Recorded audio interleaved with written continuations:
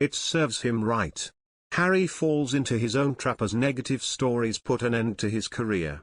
Meghan Markle and Prince Harry have been warned that negative stories will continue to obfuscate any activity they seek to launch as private individuals. Harry and Meghan Markle have been facing increasing criticism, particularly since their bombshell interview with Oprah Winfrey last year. Speaking on the latest episode of Royally Us, hosts Christina Garibaldi and Christine Ross discussed the Duke and Duchess of Sussex's negative attention and how the couple have been warned that the negative stories are spoken about more than the good. Ms. Garibaldi said, "Getting all this bad press, it's kind of hard to turn a blind eye to it." Ms. Ross added, "We talk much more about these negative stories about Meghan and Harry than we do about anything positive that they're doing. These stories really detract from the work that they're trying to get done." Ms. Garibaldi said, "Tom Bower did, in that interview he did, say some good things about her in the book. He said, she is a hard worker, she is very diligent and assertive and things like that. So there are some positives in the story, but, of course, everyone loves to focus on the negative." Ms. Ross added, "They're trying to do important things but these really nasty stories keep coming out of the woodwork. I'm sure it's very distracting from the work that they are trying to get done." Speaking of the bad press, Ms. Garibaldi said, "It's not a good look for the Sussexes, it really isn't.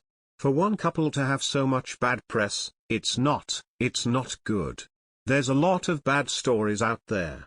In January 2020, Meghan and Harry announced that they were to step down as senior working royals. The couple completed their final royal engagement in March 2020, just before the COVID pandemic took hold. Meghan Markle wants answers after a UN event she and Prince Harry attended failed to sell out. Last month, Meghan and Harry made the trip from their Californian home to New York for a UN event to mark Nelson Mandela Day.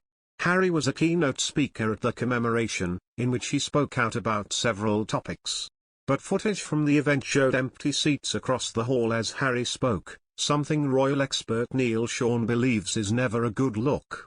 Mr. Sean said, "It must have been very difficult for Harry. It kind of looked like a British pantomime that hadn't sold out. All those empty seats is never a good look. According to the UN it wasn't really that well publicized. Rubbish. This was put into the world's media.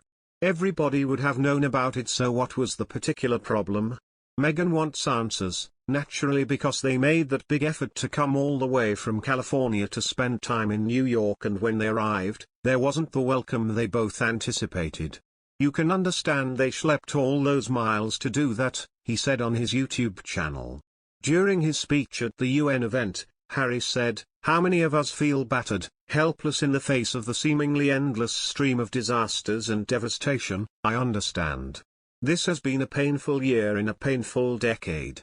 We're living through a pandemic that continues to ravage communities in every corner of the globe. Climate change wreaking havoc on our planet, with the most vulnerable suffering most of all. The few weaponizing lies and disinformation at the expense of the many." While the Duke also referred to the U.S. Supreme Court's decision to overturn the Roe v. Wade abortion law as the rolling back of constitutional rights.